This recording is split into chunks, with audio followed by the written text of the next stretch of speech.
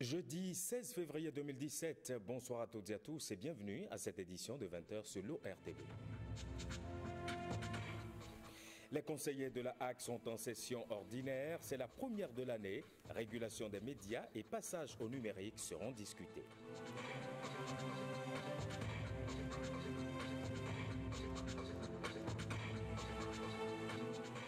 Le Fonds d'équipement des Nations Unies relance la réflexion sur les groupes d'épargne. Objectif, contribuer à améliorer leur méthodologie dans le développement à la base.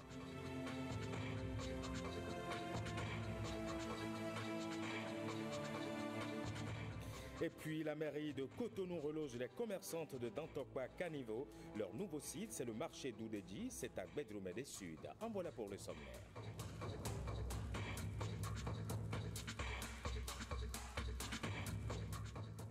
Bonsoir et bienvenue à tous. Ouverture ce matin de la première session ordinaire de l'année en cours de la Haute Autorité de l'Audiovisuel et de la Communication HAC.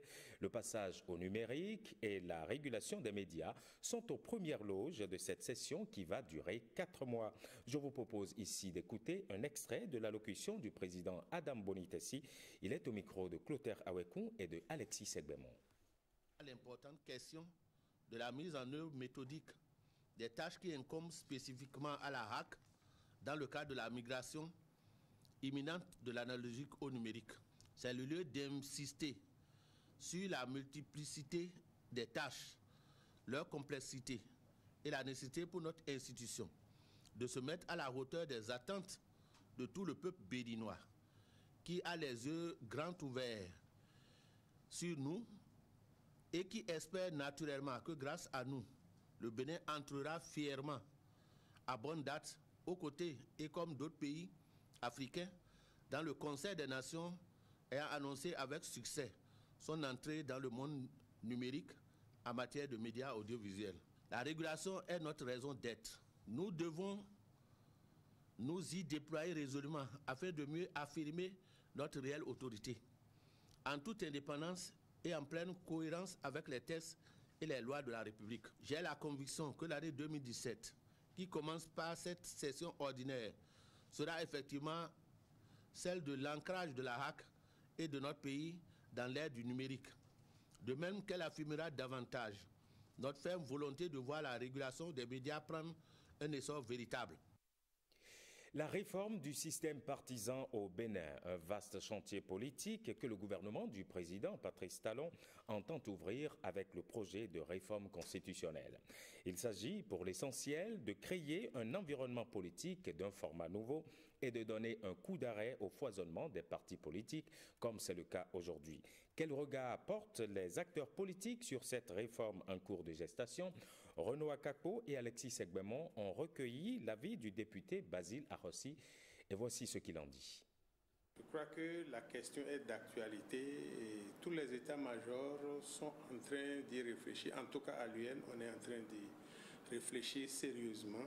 Je crois et je pense sincèrement que cela pourra donner un peu d'oxygène à la gestion du pays, à la gestion même du pays. Le jeu sera si clair que tous les politiciens seront obligés de s'y engager de façon claire et de façon ferme pour sortir notre pays de cette situation. Parce que depuis la conférence nationale, c'est à cause de cette question non résolue que les politiques n'arrivent jamais à contrôler le pouvoir, ce qui n'est pas normal. La réforme du système partisan va nous aider à y arriver. Je pense que le président de la République ne pouvait pas être mieux inspiré parce que lui-même a vu un peu le désordre politique engendré par la course vers la politique.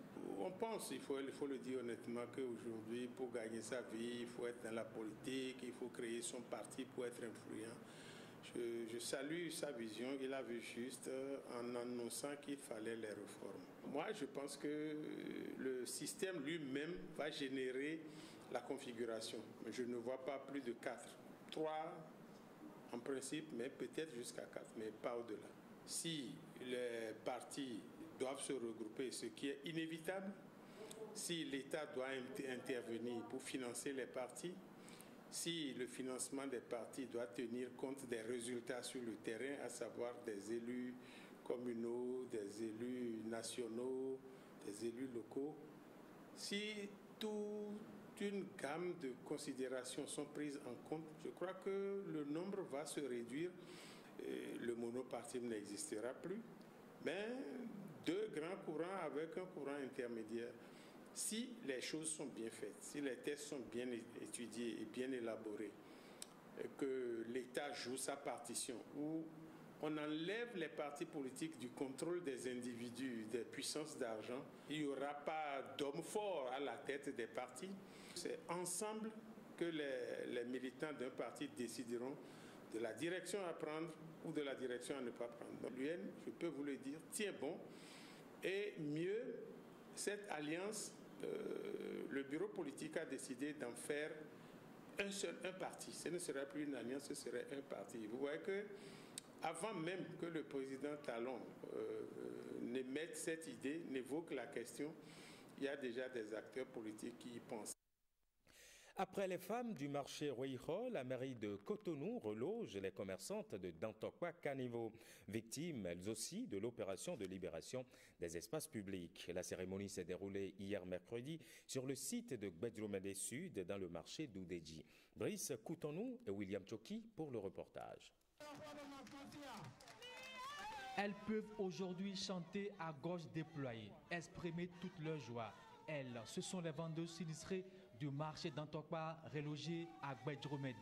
Les bras chargés de présents, elles ont témoigné leur gratitude à la première autorité de la municipalité de Cotonou. Monsieur le maire, par ma voix, toute la population du 6e arrondissement vous remercie. Au nom des élus et avec le soutien des bénéficiaires, nous vous promettons de veiller à l'entretien des lieux.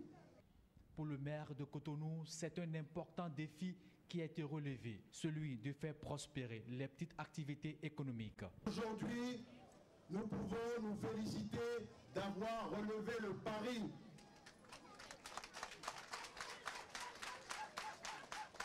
En effet, votre relogement ici, à Gbedjomede, restera la preuve tangible de nos sentiments de compassion et d'empathie. Quant aux autres femmes en attente de relogement, le maire rassure et les invite à la patience. Un accès continu à des vaccins de qualité au bon endroit, au bon moment, à la bonne personne et à moindre coût. C'est l'un des objectifs que poursuivent depuis quelques années le ministère de la Santé et plusieurs partenaires, dont l'Agence de médecine préventive AMP. Ils ont remis ce jeudi à 5 zones sanitaires un lot d'équipements de chaînes de froid. Mylène Fanou et Jean-Claude James. Remise des clés des entrepôts mobiles aux logisticiens. L'appui du projet Logivac Plus de l'Agence de médecine préventive AMP devient ainsi réalité. Désormais, 5 nouvelles zones sanitaires pourront optimiser leur système logistique vaccinal. 49 réfrigérateurs et congélateurs, 5 véhicules pick-up Toyota Hilux, dont un véhicule double cabine pour la direction de la logistique de l'Agence nationale pour la vaccination et les soins de santé primaires et 4 véhicules monocabines pour les zones sanitaires Alada Tofozé, Lokosa à Tiémé, Koulekamen Toviklin Lalo et Aplawe Dobo Diakotomé. D'un coût global estimé à 300 millions de francs CFA. Ces équipements permettront de renforcer les capacités opérationnelles des systèmes de santé de façon significative et impactante et de mettre en œuvre des solutions logistiques et technologiques innovantes. Grâce à la synergie d'action du gouvernement et de ses partenaires, 14 zones sanitaires sur les 34 sont couvertes. Malheureusement, le projet Logivac Plus prend fin bientôt, d'où ce plaidoyer. Nous devons donc d'ores et déjà nous atteler à retrouver des fonds nécessaires, mais également nous nous réjouissons de la conduite de ce projet. C'est la preuve que le bout du tunnel est encore loin et les zones sanitaires déjà couvertes doivent utiliser à bon escient ces dons.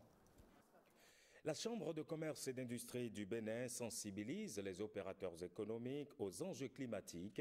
Elle a organisé ce jeudi une séance d'information. Le but visé est de permettre aux opérateurs économiques de prendre conscience des menaces des dérèglements climatiques sur les affaires. C'était à Cotonou, au siège de la CCIB. On retrouve Gloria Oni et Jules Akweikou. Maintenir les entreprises béninoises en bon état malgré le changement climatique, notamment l'érosion côtière. C'est un projet de la Chambre de commerce et d'industrie du Bénin, appuyé par le gouvernement du Bénin. Une importante opportunité pour bâtir une économie nationale forte. Nous avons besoin de savoir quelles sont désormais les mesures idoines à prendre dans le cadre de nos activités, notamment par rapport à nos styles de vie, de production et de consommation pour ne pas subir de plein fouet les effets pervers des changements climatiques. La Chambre de commerce et d'industrie du Bénin œuvre pour un partenariat entre le gouvernement et les opérateurs économiques. Le secteur privé est conscient des risques que pose le changement climatique et propose des solutions pour y remédier, notamment en ce qui concerne les perspectives d'innovation et la pénétration des marchés, le transfert des technologies et le renforcement des capacités. En matière d'atténuation, ce sont la gestion durable des terres et des forêts, l'utilisation accrue d'énergie propre et la création de systèmes durables de transport, par exemple. Les opérateurs économiques apparaissent comme un maillon important dans la mise en application du programme d'action du gouvernement et l'aboutissement des résolutions des COP 21 et 22. L'une des grandes difficultés auxquelles font face les agriculteurs béninois est relative à l'infertilité des sols.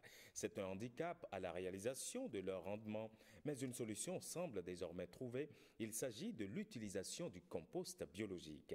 Je vous propose une visite au champ pour découvrir le compost biologique. C'est un reportage de Koudous Abdoulaye. C'est un site de production du compost biologique d'une capacité de 150 tonnes par mois. Au départ du processus, 3 éléments essentiels à découvrir. Il s'agit ici de la fiente de volaille. La fiente de volaille, c'est juste la digestion donc, des oiseaux en général, les oiseaux qu'on élève au niveau donc, des petits élevages et des grands élevages aussi.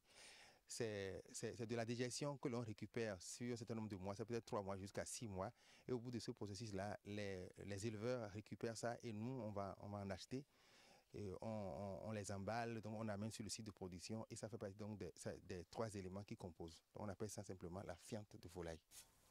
La bouse de vache et la sciure de bois récupérée au niveau des scieries sont les 2 autres composantes du compost biologique. Ça permet donc de régler le problème de fertilité du sol parce que des producteurs qui font de leur production à plein temps.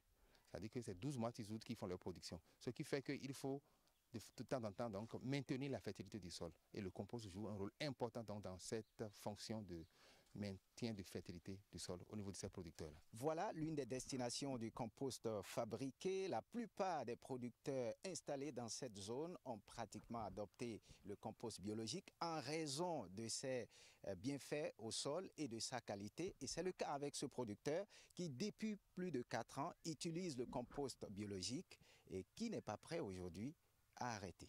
Avant, je n'utilisais pas les composts, mais depuis 4 ans, j'ai commencé par utiliser des composts parce que, bon, à mes premiers essais là, j'ai vu que le compost là, si on utilise, ça donne beaucoup de rendement aux productions que nous faisons. Et ça lutte contre aussi les insectes du sol, tels que les nématodes là, ça lutte contre beaucoup d'insectes du sol. Je conseille à la population d'utiliser, de faire aussi l'expérience pour voir la rentabilité. L'utilisation du compost biologique est une pratique largement adoptée par les producteurs au Bénin. Alors l'autre partie du compost utilisé, du compost fabriqué sur ce site, est convoyée pour les agriculteurs urbains et périurbains. Venons-en au groupe d'épargne. Plus que de services financiers, c'est d'ailleurs le thème d'un atelier organisé ce jeudi matin à Cotonou par le Fonds d'équipement des Nations Unies, UNCDF. L'objectif est de contribuer à la réflexion stratégique sur le rôle de la méthodologie des groupes d'épargne dans le développement à la base au Bénin. Le point avec Armel Nofodji et Marie-Louise Perrin. Environ 2 milliards de personnes dans le monde n'ont pas accès aux services financiers. C'est pourquoi le Fonds d'équipement des Nations Unies travaille à améliorer l'accès des populations pauvres aux mécanismes formels de financement. L'atelier vise à rassembler les acteurs principaux dans la promotion des groupes d'épargne ainsi que ceux susceptibles de contribuer à leur développement, en vue d'échanger et de discuter sur des expériences et des idées concernant l'utilisation des groupes d'épargne comme plateforme de développement économique et social à la base au Bénin. L'autonomisation économique et l'inclusion financière et sociale des personnes vulnérables constituent des axes stratégiques du programme d'action du gouvernement actuel. Le présent atelier vient à point nommé. Au Bénin, seulement 20% de la population utilise les services financiers. Or, c'est l'accès à de tels services qui sous-tend la possibilité pour ces personnes à bas revenus de faire des progrès durables selon les paramètres qui se seront fixés eux-mêmes. Dans le même temps, le taux de pénétration des téléphones mobiles est en nette progression dans notre pays. 92% en 2014 contre 50% en 2011. C'est donc une opportunité pour la finance. De plus, une frange importante de la population continue d'avoir recours à des systèmes de financement informels comme les groupes d'épargne et de crédit. Le ministre des Affaires sociales rassure les participants à cet atelier de la mise en œuvre des recommandations ainsi que des stratégies et plans d'action qui sortiront de leur travail. En interactualité, dans le cadre de sa tournée africaine, le ministre britannique des Affaires étrangères, Boris Johnson, est arrivé ce mercredi au Ghana pour rencontrer le président Nana Akufo-Addo. Les deux personnalités ont passé en revue les liens de partenariat entre leurs deux pays. C'est la deuxième étape de sa tournée africaine. Après la Gambie, Boris Johnson est arrivé au Ghana ce mercredi. Le ministre britannique des Affaires étrangères s'est entretenu en privé avec le président Nana Akufo-Addo, investi le 7 janvier dernier, l'occasion de renforcer les liens commerciaux entre les deux pays. Nous espérons avoir une amitié encore plus étroite à l'avenir. Et nous voulons surtout nous assurer que les entreprises britanniques s'implantent ici en grand nombre pour investir au Ghana. Et si je puis dire, pour profiter des opportunités fantastiques qu'offre ce merveilleux pays.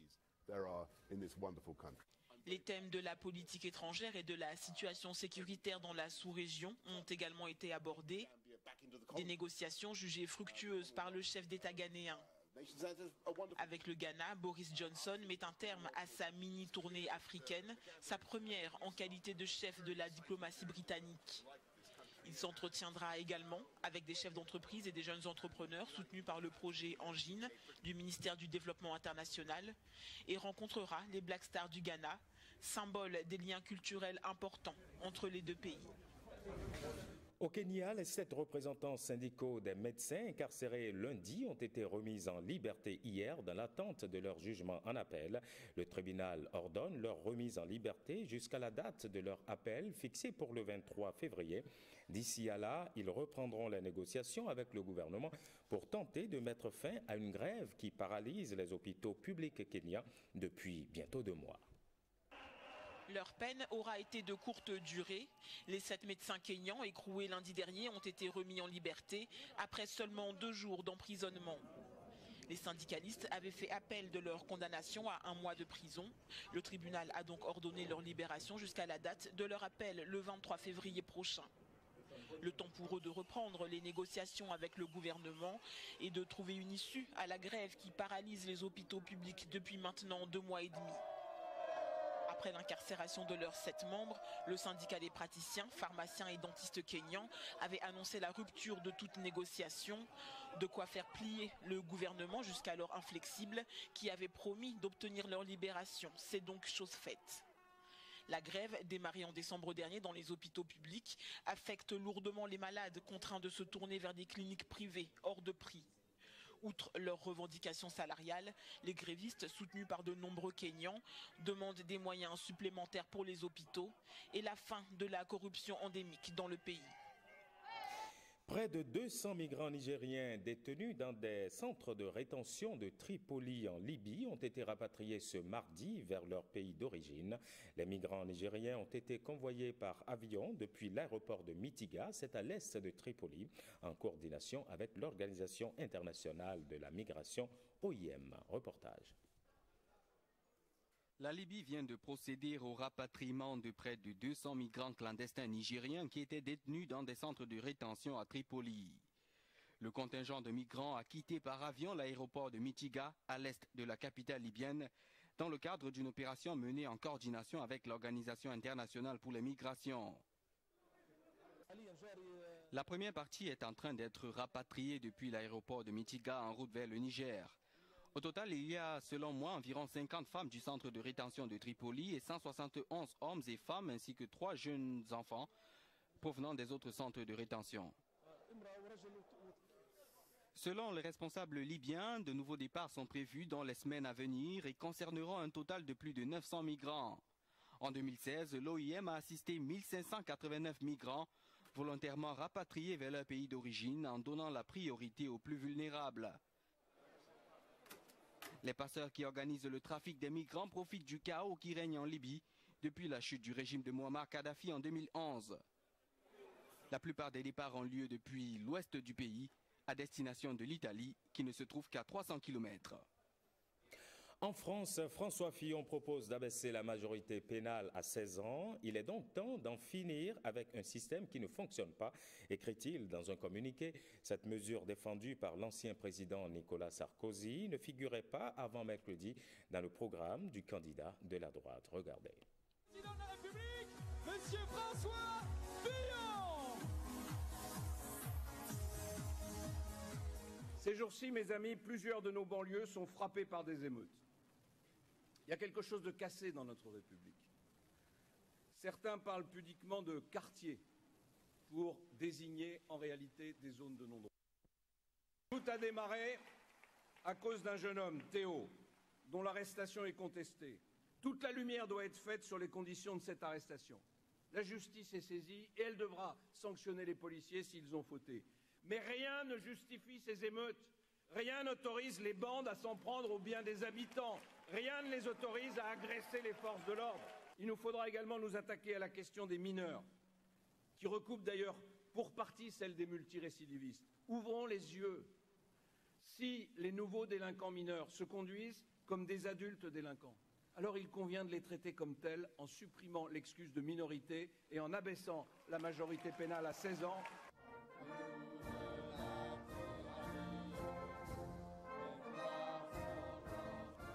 Et voilà qui referme ce journal. Merci de l'avoir suivi. Le programme prévoit tout à l'heure à 21h le point des questions orales à l'Assemblée nationale sur, entre autres sujets, la filière véhicules d'occasion ainsi que deux feuilletons, les choix de l'amour et Windeck. Prenez le rendez-vous du journal du soir. C'est à 23h. Ça va être une présentation de Jérôme Rungbo. Retrouvez cette édition sur notre site le www.ortb.bj. Bonne suite des programmes sur l'ORTB. Passons-vous à demain.